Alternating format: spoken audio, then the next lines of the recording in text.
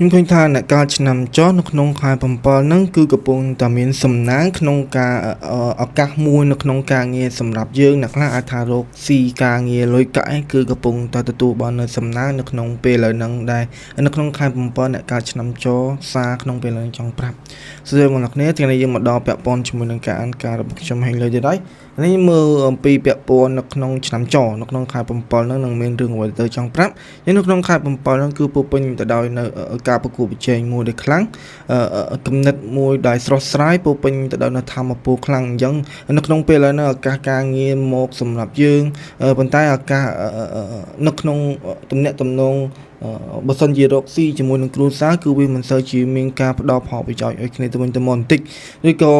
គ្រប់យ៉ាងយើងទាមទារឲ្យយើងនឹងមានការចេះធ្វើបន់ដាក់ទានឬក៏ចែករំលែកនៅបបពិសោធន៍ល្អៗចំពោះគ្រួសារឲ្យខ្លាំងតិចគឺវាអាចថានឹងល្អពេលខ្លះយើងច្បាមយកនៅផលប្រយោជន៍ចេញពីគ្រួសារខ្លាំងពេកឬក៏គ្រួសារច្បាមយកនៅផលប្រយោជន៍យើងខ្លាំងពេកយើងមិនចង់ចែកនៅបបពិសោធន៍ចែកនៅ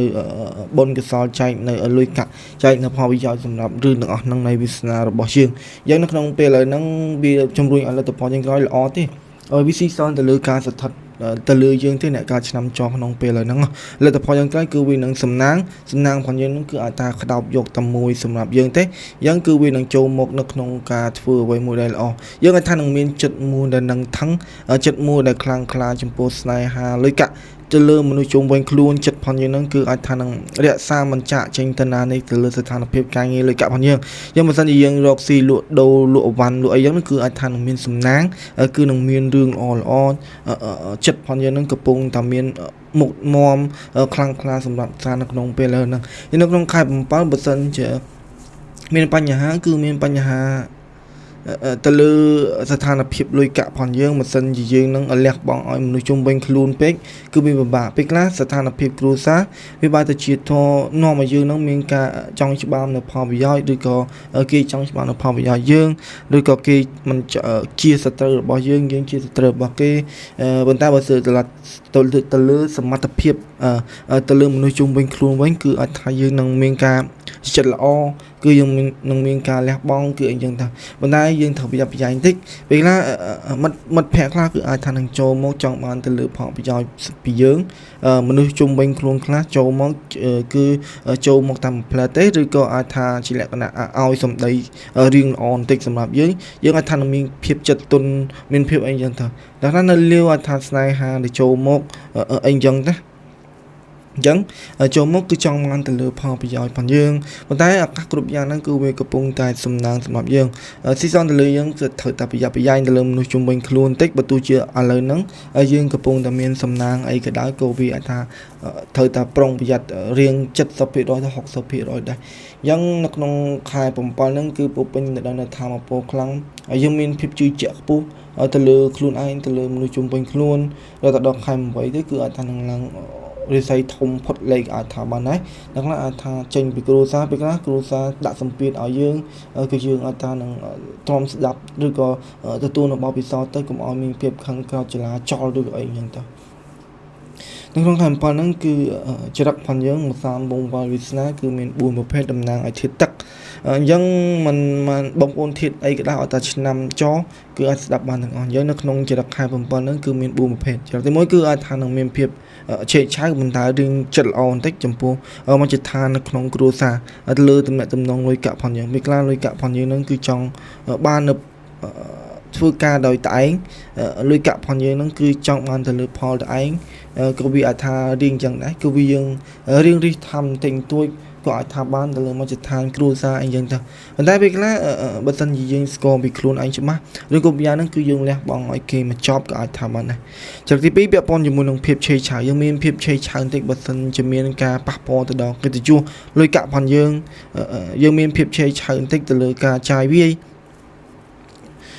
អីចឹងទៅបើសិនជានាំបញ្ហាទៅយើងមិនចង់អាចថាមានភាពចិត្តមួយដែលច្បាស់ផងវាមានភាពឆេកឆៅផងអញ្ចឹងនៅក្នុងចរិតទាំងអស់ហ្នឹងគឺអាចថានឹងមានសខ្មៅគូទាបវិញខ្លះគឺវាដើរទៅគ្នាអញ្ចឹងបើសិនជាមានល្អគឺវាមានអាក្រក់វាដើរទៅគ្នាអញ្ចឹងយើងមានភាពឆេកឆៅផងយើងអាចថានឹង ត្រូវការភាពច្បាស់លាស់ម្ចាស់ការមើងម៉ាត់ក៏អាចថាបានដែរអញ្ចឹងជាពិសេសទៅលើការចាយវាប្រយ័ត្នប្រយែងទៅលើការចាយវាជ្រុលទៅលើមជ្ឈដ្ឋានជុំវិញខ្លួនពេលខ្លះគេឲ្យទៅលើកិត្តិយសយើងទៅយើងអាចថានឹងចិត្តក្តៅផងយើងហ្នឹងពុះក៏ជ្រុលលះបង់ឲ្យគេ180ដឺក្រេក៏អាចថាបានដែរអញ្ចឹងយើងត្រូវប្រយ័ត្នប្រយែងណាចិត្តទី3ពាក់ព័ន្ធជាមួយនឹងភាពខ្ជិលច្រអូសទៅលើការងារជាពិសេសយើងឆ្លោះយើងខ្ជិលច្រអូសនៅក្នុងគ្រួសារពាក់ព័ន្ធជាមួយនឹងការងារនិងការឆ្នាំចោលប៉ុន្តែបើសិនជាយើងមានគោលដៅមានវិន័យមានអីច្បាស់លាស់អាចថាអាភាពខ្ជិលច្រអូសនោះវាបែរទៅជាពង្រឹងការងាររបស់យើងហ្នឹងគឺខ្លាំងក្លាជាងគេនៅក្នុងគ្រប់ឆ្នាំទាំងអស់ក៏អាចថាបានដែរអញ្ចឹងខ្ជិលហ្នឹងគឺអាចថាវាអញ្ចឹងបើសិនជាខ្ជិលបើសិនជាយើងមិនមានគោលដៅមានអីទេគឺអាចថានឹងវារៀងមិនទៅណាទេប៉ុន្តែបើយើងមានគោលដៅអីច្បាស់លាស់អភិវឌ្ឍទៅលើនៅអ្វីដែលខ្លួនមានគឺអាចថាយើងចូលចិត្តប្រើទៅលើគំនិតខ្លាំងក្លាជាងគេមិនចូលចិត្តប្រើកម្លាំងពលកម្មដែលយើងអាចថាចូលចិត្តប្រើទៅលើគំនិតចំណុចទី4គឺអាចថានឹងមានភាពច្បាស់លាស់ម្ចាស់ការទៅលើសំណាងផងយើងជាពិសេសទៅលើគ្រួសារផងយើងទៅលើលុយកាក់ផងយើងការបែងចែកផងយើងមានសេចក្ដីយើងមានភាពសេចក្ដីយុត្តិធម៌វាទៅជានិយាយវិញដើម្បីទទួលបាននូវសំណាងខ្លួនឯងសំណាងអ្នកដទៃយើងអាចថាមានសម្ដីមួយដែលម៉ាត់ច្បាស់លាស់សម្ដីមួយដែលខ្លាំងក្លាដែលគ្រប់គ្រងខ្លួនឯងគ្រប់គ្រងអ្នកដទៃបានគ្រប់គ្រងមនុស្សនៅក្នុងគ្រួសារគ្រប់គ្រងស្ថានភាពលុយកាក់គ្រប់យ៉ាងទាំងអស់អីចឹងតាអញ្ចឹងនៅក្នុងចរិតទាំង4ប្រភេទហ្នឹងគឺអញ្ចឹងវិធីទីឲ្យចរិតទាំង4ប្រភេទហ្នឹងយើងចែកទៅលើក្តីស្រឡាញ់ឲ្យមនុស្សជុំវិញខ្លួនឲ្យច្រើនតិចដើម្បីទទួលបាននៅរឿងល្អប្រសិនជាមិនអញ្ចឹងទេគ្រប់យ៉ាងហ្នឹងគឺអាចថានឹងគេមើលមកយើងនឹងក្នុងផ្នែកមួយដែលចំណែនឈ្នានេះខ្លាំងអាចថាមកណាពេលខ្លះគេមិនចំណែនឈ្នានេះគេចូលមកចង់អនុផលប្រយោជន៍អាហ្នឹងក៏ត្រូវតែប្រយ័ត្នទៅលើរឿងទាំងអស់ហ្នឹងអាចថាមកណាហើយមានរឿងអ្វីកើតឡើងជាបន្តទៀតនៅក្នុងពេលឥឡូវហ្នឹងចង់ប្រាប់សម្រាប់អ្នកដែលអាចឆ្នាំចោលយើងមានភាពសោកសៅបន្តិចទៅលើខ្លួនឯងយើងអាចថាខ្វះទៅលើតំណែងលុយកាក់មានភាពកណ្ដោយកណ្ដាយម្នាក់ឯងក្តីស្រឡាញ់ការប្រកួតប្រជែងនៅក្នុងគ្រួសារគឺវិធីទីឲ្យយើងនឹងមានវិន័យរៀងខ្លួនឲ្យច្បាស់នៅក្នុងលទ្ធផលជាងក្រោយគឺអាចថានឹងយើងនឹងច្បាមយកនៅជោគជ័យហើយយើងនឹងច្បាមទៅរកនៅក្តីស្រឡាញ់ហើយយើងនឹងច្បាមយកនៅលុយកាក់សម្រាប់ខ្លួនឯងចិត្តរបស់យើងនឹងថឹងប្រយ័ត្នប្រយែងដូចខ្ញុំនិយាយពីដំបូងអញ្ចឹងគំនិតរបស់យើងគិតអត់មានការគិតទៅមុខទៅក្រោយអញ្ចឹងគឺយើងត្រូវតែប្រយ័ត្នប្រយែងនៅពេលដែលយើងគិតទៅមុខទៅក្រោយទៅលើស្ថានភាពមនុស្សជុំវិញខ្លួនស្ថានភាពគ្រួសារក្តីស្រឡាញ់គិតរឿងណាដែលអាចចាំបាច់វាអាចថានឹងធ្វើឲ្យការងាររបស់យើងនឹងគឺមិនទៅមុខវាអាចថានឹងដាច់ទៅលើហុងស៊ុយសម្រាប់យើងអាចថាបានណាអញ្ចឹងនៅក្នុងការគិតរបស់យើងនៅក្នុងការងាររបស់យើងនឹងទៅលើមជ្ឈដ្ឋានជុំវិញខ្លួននឹងគឺប្រយ័ត្នប្រយែងសំណាងខ្លះវាអាចថានាំនៅភាពក្បត់ហើយសំណាងខ្លះទេវាអាចថានាំនៅភាពជោគជ័យ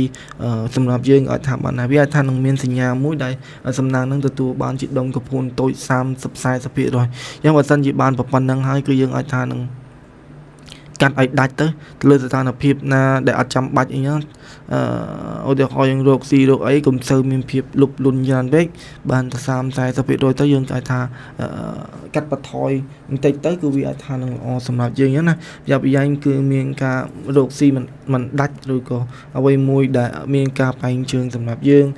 បើសិនជាចិត្តរបស់យើងហ្នឹងគិតឲ្យស្រឡះគិតឲ្យច្បាស់លាស់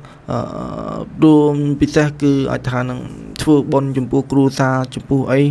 ធ្វើល្អចំពោះគ្រួសារឲ្យបានច្រើនគឺវាអាចថារឿងកម្មពីហ្នឹងគឺវាអាចថានឹងចេញផុតសម្រាប់យើងអីចឹងណាវាអាចថានឹងនាំជារឿងតិចបណ្ដាយវាអាចថាមានន័យសម្រាប់យើងដោយមនុស្សលក់អវ៉ាន់ចាប់ហួយលក់អីចឹងណាបើសិនជាយើងចែករំលែកបបិសលល្អចំពោះគ្រួសារឲ្យល្អគឺវាថាល្អបើសិនជាមិនមានការឆ្លោះទាស់ទែងគ្នាមិនមានការបែកបាក់គ្នាអញ្ចឹងណាប៉ុន្តែនៅក្នុងនេះគឺមិនសូវជាមានការឆ្លោះទាស់តែងគ្នាអីប្រហែលទេគ្រាន់តែមានការយើងមិនចង់ចែកទៅលើបទពិសោធន៍យើងមិនចង់ចែករំលែកទៅលើបុណ្យកុសលអីចឹងទៅអញ្ចឹងនៅក្នុងស្ថានភាពក្នុងពេលហ្នឹងនៅក្នុងស្ថានភាពលុយកាក់ក៏យើងមានការចាយបើសិនជាការងារលុយកាក់នឹងធ្វើការទៀតយើងអាចថាស្ថិតទៅលើការបោះទុនអីទៀតគឺយើងអាចថាมันមានការរីដៃចិត្តទេគឺយើងកាត់ឲ្យដាច់ខ្លាំងតែម្ដងក្នុងការរកស៊ីរបស់យើងក្នុងការធ្វើអ្វីមួយក្នុងការចាយវាយបើសិនជាមិនទាន់ដល់កម្រិតណាដែលរកស៊ីគឺយើងមានការចាយវាច្រើនសម្រាប់យើងដើរលេងហឺហាមិត្តភ័ក្តិបងប្អូនស្រីញោមបងឧទាហរណ៍យ៉ាងទៅហើយនឹងវានឹងនាំឲ្យការប្រកួតប្រជែងរបស់យើងហ្នឹងគឺមានភាពខ្លាំងក្លាបើសិនជាយើងដាក់គោលដៅទៅលើការងាររបស់យើង ក្នុងការចំណាយលុយកាក់ហ្នឹងគឺវាល្អជាងវាទទួលបាននៅផលនៃការប្រកួតប្រជែងមួយដែលខ្លាំងការប្រកួតប្រជែងមួយដែលច្បាមយកនៅលទ្ធផលបើសិនជាយើងនឹងពង្រឹងទៅលើវិន័យខ្លួនឯងមួយណាកិត្តិយសនៃការចាយវារបស់យើងខ្លួនឯងហ្នឹងគឺនឹងចាក់ចេញទៅរកនៅអ្វីមួយដែលថ្មីពង្រឹងទៅលើវិន័យមួយដែលល្អការងារមួយដែលល្អនៃលុយកាក់កិត្តិយសផងយើងអញ្ចឹងនៅក្នុងពរជ័យនៅក្នុងការងារគឺកំពុងតែទទួលបាននៅពរជ័យសម្រាប់យើងហើយវាត្រៀមតែឱកាសសម្រាប់យើងអាចថាលេងទៅអោបកសោបលុយកាក់នៅក្នុងគ្រួសារហើយនៅក្នុងពេលឥឡូវហ្នឹងអញ្ចឹងថានៅក្នុងខែ7នឹងជាបន្តទៀតថានឹងមានសារអ្វីបើសិនជាយើងធ្វើបុណ្យដាក់ទានចែករំលែករឿងល្អៗសម្រាប់ដៃជាដែរគឺវាអាចថានឹងល្អភាសាចែករំលែកនៅធម្មពលល្អមនុស្សជុំវិញគឺវាខ្លាំងយ៉ាងលើបើសិនជាខ្ញុំមើលពីឱកាសសំណាងលើការងារហ្នឹងណាអញ្ចឹងយើងមើលជាបន្តទៀតថានឹងមានរឿងអ្វីត្រូវចង់ប្រាប់សម្រាប់អ្នកដែលការឆ្នាំចោយើងអាចថានឹងលេងសើចឲ្យកសោបទៅលើលុយកាក់ plan ផងយើងដាំហ្នឹងគឺយើងអាចថានឹងងើបទៅមុខដោយខ្លួនឯងអញ្ចឹងគឺវានឹងនាំនៅជាលុយកាក់សម្រាប់យើងគឺវានឹងនាំនៅភាពច្បាស់លាស់ម្ចាស់ការប៉ុន្តែវារៀងបណ្ដោយបន្តិចទៅលើការសម្រេចចិត្តផងយើងវារៀងបណ្ដោយទៅលើស្ថានភាពលុយកាក់វារៀងបណ្ដោយទៅលើខ្លួនឯងប៉ុន្តែវាអាចថាអាចទៅមុខបាន plan ខ្លះអាចថានឹងងើបលេងទៅដាក់គោលដៅអាចថាបើសិនជាមានមួយគឺអាចថានឹងខ្លាំងក្លាសម្រាប់ស្ថានភាពលុយកាក់ផងយើងអាចថាបើសិនជាមាន plan មួយដែលជោគជ័យអញ្ចឹងណាឬក៏ plan ហ្នឹងយើងអាចថា plan គម្រោងចាស់វាអាចថានឹងល្អដែរគេមើលមកយើងហ្នឹងគឺពោពេញទៅដោយនៅភាពស្មោះត្រង់គេមើលមកយើងហ្នឹងគឺពោពេញទៅដោយនៅភាពក្តីស្រឡាញ់ច្បាស់លាស់ហើយស្ថានភាពលុយកាក់ផងយើងហ្នឹងគឺកំពុងតែត្រួសត្រាយរកនៅម្នាក់ឯងខ្លាំងក្លាបំផុតអញ្ចឹងគេមើលមកយើងហ្នឹងគឺពោពេញទៅដោយនៅភាពសោកសៅនៅឯណាមិនដែរស្ថានភាពលុយកាក់នៅក្នុងការងារគឺកំពុងតែខំធ្វើយើងដឹងខ្លួនឯងនៅក្នុងរឿងហ្នឹងអញ្ចឹងគេមើលមកយើងក៏ជាលក្ខណៈបែបហ្នឹងដែរ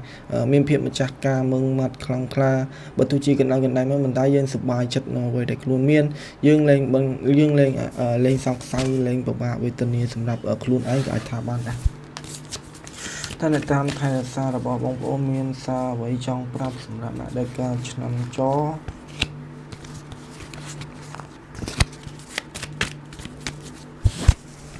ជានៅតាមថែរក្សារបស់បងប្អូនគឺកំពុងតែ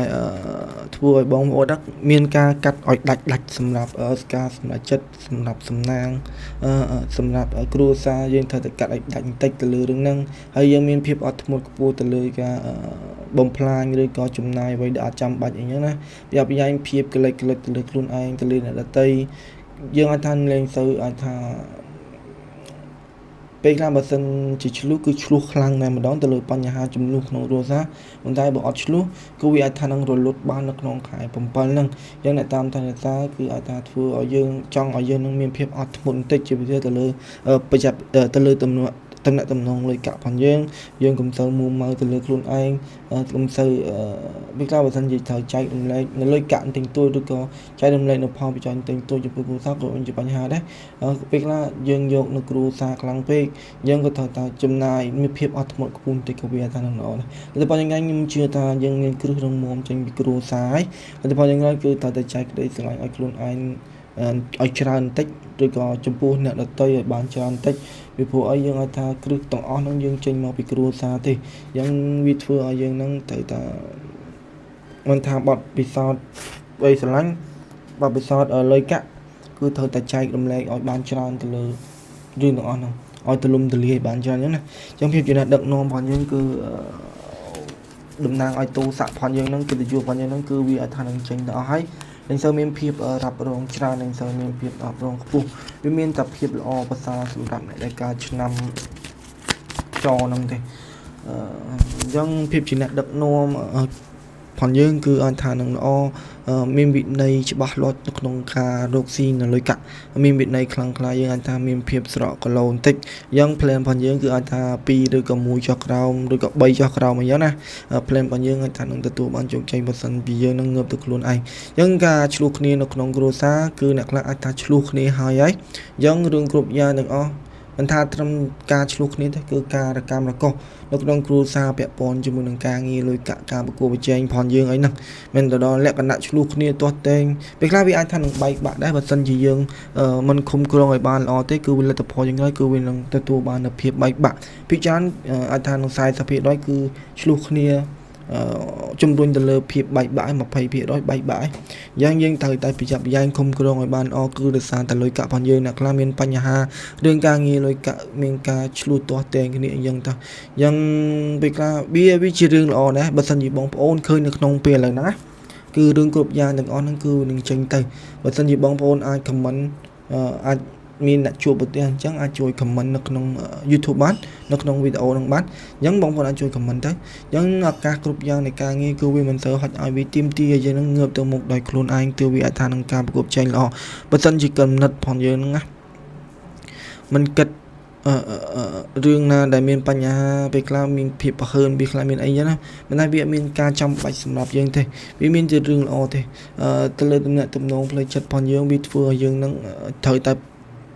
ពង្រៀនឲ្យយើងនឹងពង្រឹងទៅលើផ្លូវចិត្តខ្លួនឯងតិច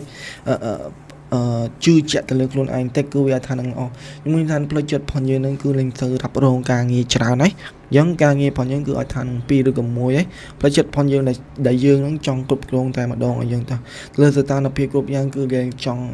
គ្រប់គ្រងចិត្តអ្នកដទៃហើយការខ្ជិលអូការអីហ្នឹងគឺឲ្យថានឹងងើបទៅមុខដោយខ្លួនឯងភាពសុខស្ដំនៃលុយកាក់គឺតែការបន្ថយនេះគឺវាថានឹងអ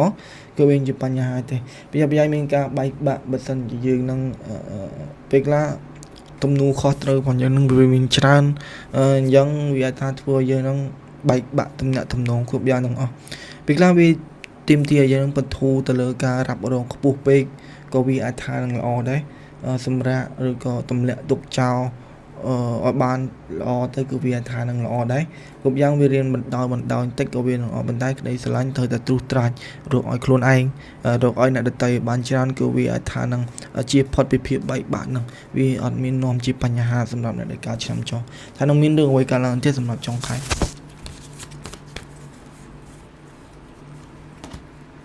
្ញុំថាកិត្តិយសផងយើងនៃការចាយវាផងយើងនឹងក៏មានភាពអមាស់បន្តិចកម្មពីនៃការងារអ្នកខ្លះនៅក្នុងគ្រួសារអីចឹងទៅយ៉ាងកម្មពីហ្នឹងគឺវាមានអញ្ចឹងវាអាចថានឹងនាំឲ្យយើងនឹងមានការដេកយប់ជ្រៅមានការពិបាកវេទនាមិនដល់ពេលខ្លះអ្នកខ្លះការងារច្រើនពេកមានការឈឺអាចថាបានដែរគឺដោយសារការងារអ្នកខ្លះមានបញ្ហាទៅលើការងារអីចឹងទៅហើយចងទៅលើផ្លូវចិត្តខ្លួនឯងលុយកាក់វាមិនបានវាមិនចំណេញគេបោកបឆោតពេលខ្លះយើងមានតែភាពលេចធ្លោខ្លាំងជាងគេយើងមានតែភាពខ្លាំងក្លាជាងគេនៅក្នុងការងារប៉ុន្តែស្ថានភាពផលប្រយោជន៍លុយកាក់នឹងវាធ្វើឲ្យយើងនឹងចងទៅលើខ្លួនឯងមានកម្មពីវេរានៅក្នុងគ្រួសារអីចឹងទៅឬក៏មានបញ្ហាអ្វីយ៉ាងបងប្អូនមើលនៅក្នុងពេលហ្នឹងគឺវានឹងចេញទៅផុតហើយវាទីមទីឲ្យយើងនឹងកុំសូវលេចធ្លោខ្លាំងពេកពេលខ្លះការនិយាយស្ដីការលះបង់ឲ្យគេច្រើនពេកការនិយាយស្ដីដែលមិនមានគ្រឹះរឹងមាំនិយាយស្ដីអំណាចបើកនៅអំណាចខ្លួនឯងវាទៅជាកម្មពីវេរាហ្នឹងគឺមកស្ថិតទៅលើយើងវិញភាពឆេឆៅនៃការនិយាយស្ដីផងយើងការអួតអំនួតពេលខ្លះមិនមែនអួតអំនួតទេពេលខ្លះយើងចង់បធូរនៅអារម្មណ៍ផងយើងវាបែរទៅជានាំនៅបញ្ហាភាពអាម៉ាស់ផ្លូវមួយដែលចងទៅលើខ្លួនឯងចំណោះទាស់តែងគ្នានៅក្នុងការងារនៅក្នុងគ្រួសារនៅក្នុងអីចឹងទៅយើងមានទីមទីឲ្យយើងនឹងកុំសូវលេចធ្លោខ្លាំងជាងពេកលេចធ្លោខ្លាំងជាងគេពេកគឺវាថានឹងអស់ពេលខ្លះភាពលេចធ្លោខ្លាំងពេកគឺវាអាចថានឹងនាំឲ្យរិស័យហុងស៊ុយផងយើងវាកាត់លើតាមនឹងក៏ថាបានដែរវាធ្វើឲ្យយើងនឹងមានភាពអាម៉ាស់មានការចាយវាច្រើនឱកាសលុយកាក់គឺវាមិនធ្វើជាហុចឲ្យបន្តែភាពអាម៉ាស់ភាពការគិតផងយើងនឹងគឺវានឹងពិបាកដោយសារតែយើងនឹងប្រឹក្សាយោបល់បាក់នៅកិត្តិយសខ្លួនឯងមានការចាយវាទីមទីឲ្យយើងនឹងកុំសូវឈៀលពេកហើយកុំសូវមួយដែលការពុកថឹកស៊ីជុំនេះយើងមិនសូវទេមិនណែកុំឲ្យតែមានការអំណាចអំនួតនិយាយមួយដែលអត់ដឹងខ្លួនបើកនៅអំណាចអំនួតខ្លួនឯងពេលខ្លះការនិយាយលេងក៏ដោយក៏វាអាចថានឹងនាំជាបញ្ហាដែរយើងមានភាពច្បាស់លាស់ហើយយើងមានភាពកុំសូវលេចធ្លោខ្លាំងពេកក៏វាអាចថានឹងសំណាងរបស់យើងនឹងគឺអាចថានឹងកាត់ឲ្យដាច់តែម្ដងទៅលើគ្រូតាទៅលើលុយកាក់បើមិនជាលះបង់គឺលះបង់ខ្លាំងតែម្ដងសំណាងរបស់យើងនឹងគឺពង្រៀនឲ្យយើងនឹងងើបទៅមុខដោយខ្លួនឯង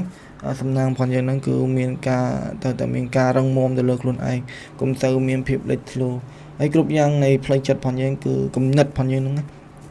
គឺគិតរៀងបហើនបន្តិចទៅលើមជ្ឈដ្ឋានគ្រួសារមជ្ឈដ្ឋានការងារមជ្ឈដ្ឋានផ្លូវចិត្តសំខាន់ជាងគេគឺអារម្មណ៍ទៅលើផ្លូវចិត្តផងយើងជាក្បាលម៉ាស៊ីនអញ្ចឹងគឺវាអាចថានឹងនាំនៅភាពធ្លាក់ជ្រុះដោយមិនដឹងខ្លួនអាចថាបាននៅគំនិតដែលយើងគិតទៅវិញទៅមកកុំឲ្យនាំនៅភាព stress ខ្លួនឯងអញ្ចឹងយើងអាចថាគំនិតផងយើងហ្នឹងគឺត្រូវតែរៀបរៀងឲ្យបន្តិចឲ្យល្អបន្តិចគឺវានឹងអញៀនទី6ផងយើងហ្នឹងខ្ញុំជឿថាវាខ្លាំងហើយប៉ុន្តែត្រូវប្រើញៀនទី6ខ្លាំងឲ្យល្អធម្មតាអញ្ចឹងណាវាខ្លះរឿងខ្លះដែលត្រូវដោះស្រាយគឺដោះស្រាយទៅភាពលេចធ្លោខ្លះរឿងខ្លះមិនថាគ្រួសារមិនថាអីនាំភាពឆ្លោះគ្នាឬក៏នៅក្នុងស្ថាប័នការងារពាក់ព័ន្ធមនុស្សជុំវិញខ្លួនក៏ដោយភាពបហើនខ្លះវាអាចថានឹងនាំនៅផលល្អខ្លាំងផុតលេខហើយភាពបហើនខ្លះវាអាចថានឹងនាំនៅខ្លាំងធ្លាក់ទឹកផុតលេខពេលខ្លះភាពបហើនបើសិនជាយើងនឹងចង់បានផលខ្លាំងផុតលេខការគិតបហើនបែបបហើនត្រូវតែមានភាពវិន័យមួយតែច្បាស់មានផុសតាងច្បាស់មានរឿងល្អច្បាស់ហើយកុំខ្វល់ទៅលើការចំណាយឆ្លេងនេះពីអ្នកដតីពីមនុស្សជុំវិញខ្លួនគឺវាអាចថានឹងល្អបើសិនជាយើងនឹងខ្វល់ទៅលើរឿងទាំងអស់ហ្នឹងពីការនិន្ទាឆ្លេងដតីយើងអាចថាខឹងក្រោតទៅគឺវាអាចថានឹងនាំជាបញ្ហាសម្រាប់យើងអញ្ចឹងលទ្ធផលយ៉ាងណាគឺនៅតែ10ឆ្នៃរកនៅលុយកាក់រកនៅទំនាក់ទំនងការងារវាជាធម្មតាយើងអាចថានឹងទម្លាក់ទុកចោលនៅភាពក្តីស្រឡាញ់ទៅលើមនុស្សជុំវិញខ្លួនខ្លាំងតិចផ្ដោតទៅលើគ្រួសារខ្លាំងតិចមួយច្បាស់លាស់គឺវាអាចថានឹងល្អទៅលើការងារផងយើងមិនថាការប្រគល់ប្រជែងគ្រប់យ៉ាងទាំងអស់ហើយទេគឺវាអាចថានឹងនាំនៅផលល្អសម្រាប់អ្នកដែលកើតឆ្នាំចោយ៉ាងនេះជាមានតែប៉ុណ្្នឹងទេអរគុណបងប្អូនដែលបានទស្សនារការរបស់ខ្ញុំចាំចោលនៅក្នុងការបំពេញហ្នឹងជួបគ្នានៅឱកាសក្រោយជូនបងប្អូនសុខភាពល្អសំណាងល្អរត់ទទួលទីមានបានគ្រប់ពេលគ្រប់ទីកន្លែងបងប្អូនជួយចុច Subscribe រកសញ្ញាកណ្ដឹងដើម្បីទទួលបាននូវវីដេអូថ្មីៗជារៀងរាល់ថ្ងៃពីខ្ញុំបាទហើយឡើយបាយបាយ